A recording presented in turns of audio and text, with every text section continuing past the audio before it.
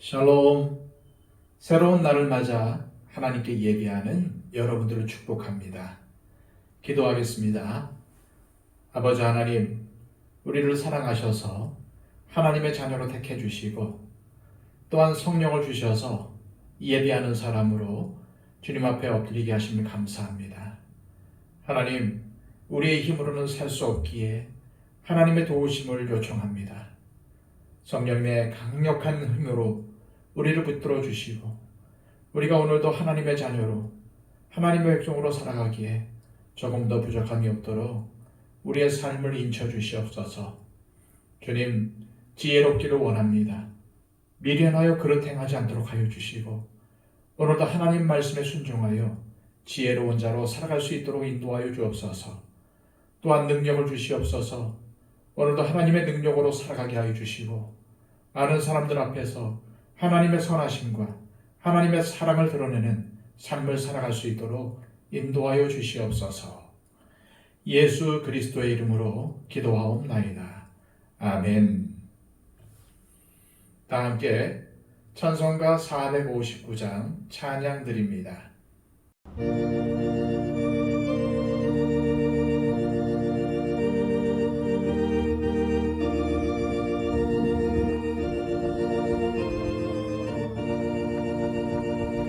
누가 주를 따라 섬기려는가?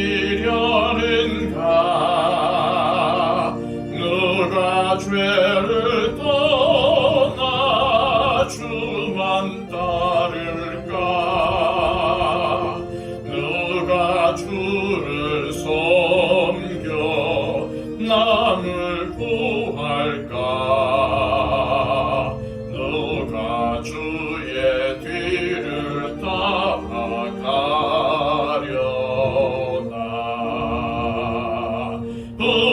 부르심을 받아 주의 은혜로 주를 따라가네. 주만 따르네. 세상 영광 위에 다름 아니요 크신 사랑 인해 주만 따르고 주가 내려주신 은혜 힘입어 주의 뒤를 따라 힘써 일하네. 부르심을 받아 주의 은혜로 주를 따라가네. 주만 따르네. 환난 핍박 많고 원수 강하나 주의 용사도 힘이 강하니 누가 능히 이겨 넘어뜨리랴? 변함없는 진리 승리하리라.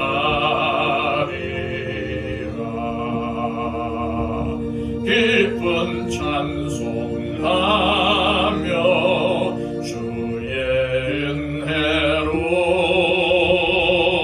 주를 따라가네.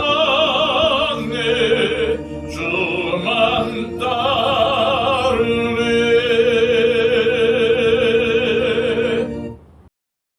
이 시간 우리에게 주시는 하나님의 귀한 말씀은 신약성경 히브리서 10장 19절에서 25절까지의 말씀입니다. 신약성경 363쪽입니다.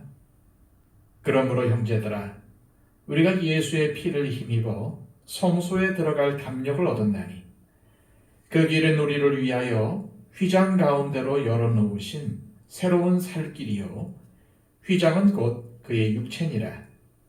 또 하나님의 집 다스리는 큰 제사장이 계시매 우리가 마음의 뿌림을 받아 악한 양심으로부터 벗어나고 몸은 맑은 물로 씻음을 받았으니 참 마음과 온전한 믿음으로 하나님께 나아가자. 또 약속하신 이는 미쁘시니 우리가 믿는 도리의 소망을 움직이지 말며 굳게 잡고 서로 돌아보아 사랑과 선행을 격려하며 모이기를 패하는 어떤 사람들의 습관과 같이 하지 말고 오직 권하여 그날이 가까움을 볼수록 더욱 그리하자. 아멘. 지금까지 믿음에서 흘러 떠내려가고 있는 유대 그리스도인들에게 예수 그리스도가 누구신지, 왜 예수님을 믿고 붙잡아야 하는지 등 교리적인 가르침을 전한 히브리서 기록자는 이제 그리스도인으로 이 세상에서 어떻게 살아야 하는지에 관한 가르침을 주고 있습니다. 19절에서 20절까지의 말씀입니다. 그러므로 형제들아, 우리가 예수의 피를 힘입어 성소에 들어갈 담력을 얻었나니 그 길은 우리를 위하여 휘장 가운데로 열어놓으신 새로운 살 길이요 휘장은 곧 그의 육체니라. 19절 말씀은 그러므로 라는 말로 시작이 되고 있습니다. 이는 예수 그리스도께서 모든 좋은 일에 대제사장이 되시고 단번에 드려진 제물이 되셔서 새 언약의 시대를 오게 하였다는 앞의 내용들을 받는 것입니다. 그러면서 모든 그리스도인들은 예수 그리스도의 피를 힘입어 성소에 들어갈 담력을 얻게 되었는데 그 길은 믿는 자들을 위하여 휘장 가운데로 열어놓으신 새로운 살 길이며 휘장은 곧 예수님의 육체라고 선포합니다. 구약 성전에는 성소와 지성소가 있었습니다. 지성소는 1년에 딱 한 번 대제사장만 들어갈 수 있었습니다. 그런데 예수님께서 십자가에서 죽으실 때 지성소와 성소를 가로막는 휘장이 찢어졌습니다. 구약의 성전 시대가 끝나고 새로운 살길, 즉 신약 시대가 열리게 된 것입니다. 그런데 히브리서 기록자는 그 찢어진 휘장이 예수님의 육체였다고 말합니다. 다시 말해서 예수님께서 스스로 속죄제물이 되셔서 받으신 고난, 십자가에서 흘리신 피를 의미하는 것입니다. 그렇게 찢긴 휘장처럼 찢기신 예수 그리스도의 속죄의 고난과 희생이 있었기에 우리가 성소에 담대히 들어갈 수 있게 되었다는 말입니다. 이를 다르게 표현하면 믿는 자는 언제든지 하나님께 나아갈 수 있게 되었다는 뜻입니다. 예수 그리스도의 피로 인해 우리 믿는 자들이 왕같은 제사장이 되었다는 뜻입니다. 그래서 언제든지 하나님 앞에 나아가 예배하고 기도할 수 있는 특권을 얻게 된 것이죠. 바로 이것이 예수 그리스도께서 이루신 은혜입니다. 십자가 보혈의 의미인 것입니다. 그렇게 예수님께서 자신의 죽음을 통해 열어놓으신 이 길은 우리가 구원을 받을 수 있는 유일한 길이며 천국 백성이 되어 영원한 생명을 얻는 유일한 살길입니다. 지금 히브리서 기록자는 히브리서를 받는 유대 그리스도인들을 포함한 모든 믿는 자들에게 이 살길로 걸어가야 한다고 강조하고 있습니다. 그런데도 우리가 주님께서 이루신 이 큰 구원을 소홀히 여겨 믿음에서 흘러 떠내려간다면 얼마나 부끄럽고 어리석은 일입니까? 그래서 히브리서 기록자는 신앙을 굳건히 지킬 수 있는 4가지의 권면을 하고 있습니다. 22절입니다. 우리가 마음의 뿌림을 받아 악한 양심으로부터 벗어나고 몸은 맑은 물로 씻음을 받았으니 참 마음과 온전한 믿음으로 하나님께 나아가자. 히브리서 기록자는 먼저 하나님께 나아가자고 권면합니다.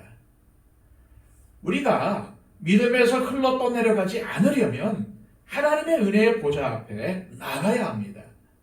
그리스도께서 만들어 놓으신 새로운 살 길로 나가야 합니다.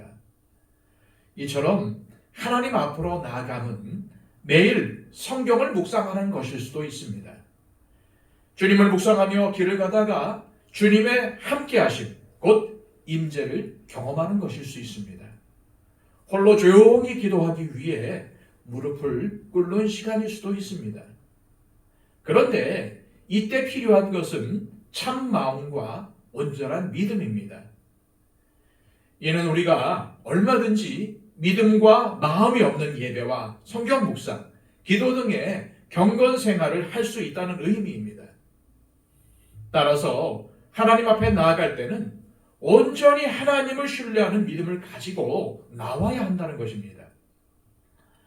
하나님께 나아가지 않고는 믿음에서 흘러 떠내려가지 않을 방법이 없다는 말입니다. 두 번째 권면은 23절에 있습니다.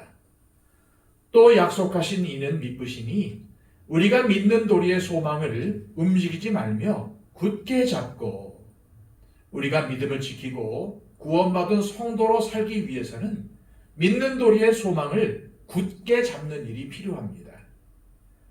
우리가 이 소망을 굳게 잡을 수 있는 근거는 약속하신 분이 미쁘시기 때문입니다. 즉 신실하시고 변함이 없다는 말입니다. 이처럼 하나님이 신실하시기에 우리는 하나님께서 약속하신 소망에 우리의 영혼의 닻을 내릴 수 있는 것입니다. 그러니 요동하지 말라는 것입니다. 흘러 떠내려가지 말라는 것입니다. 굳게 잡으라는 것입니다. 그래서 구원받은 성도는 신실하신 하나님께서 약속하신 영원한 천국에 대한 소망을 굳게 잡아야 합니다. 이 소망이 흔들리면 우리는 아무것도 할 수 없다는 사실을 기억하시기 바랍니다. 이제 히브리서 기록자의 세 번째 권면은 24절에 나옵니다. 서로 돌아보아 사랑과 선행을 격려하며, 믿는 도리의 소망을 굳게 붙잡은 우리 그리스도인들은 서로를 돌아보아야 합니다. 다시 말해 서로를 형제 자매로 여기며 관심을 가지라는 얘기입니다. 그렇다면 서로 돌아보아 뭘 하라는 것입니까? 사랑과 선행을 서로 격려하라는 것입니다. 여기서 격려라는 말은 강한 자극을 의미하는 말입니다. 서로가 사랑의 삶을 살 수 있도록 베풀고 섬기는 삶을 살 수 있도록 서로 강하게 자극을 주어야 한다는 것입니다. 우리가 잘 쓰는 표현으로 하면 도전을 주고 받으라는 의미가 될 것입니다. 교회는 하나님 안에서 서로가 가족이 되어야 합니다. 교회 안에서 모든 성도들이 가족이 되어 서로 돌아와 사랑과 선행을 격려하고 함께 성장해가며 기쁨으로 충만하게 되는 것이 믿음 생활의 축복입니다. 히브리서 기록자의 마지막 권면은 25절입니다. 모이기를 패하는 어떤 사람들의 습관과 같이 하지 말고 오직 권하여 그날이 가까움을 볼수록 더욱 그리하자. 마지막 권면은 모이기를 패하지 말라는 것입니다. 누가 뭐래도 그리스도인들은 모여야 합니다. 모여서 서로 돌아보아 사랑과 선행을 격려하고 하나님을 예배하고 찬양하며 하나님 앞에 나아가야 합니다. 그래야 우리가 믿음에서 흘러 떠내려가지 않을 뿐만 아니라 우리 안에 있는 소망을 굳게 잡고 영혼의 닻을 예수님께 견고히 내릴 수 있기 때문입니다.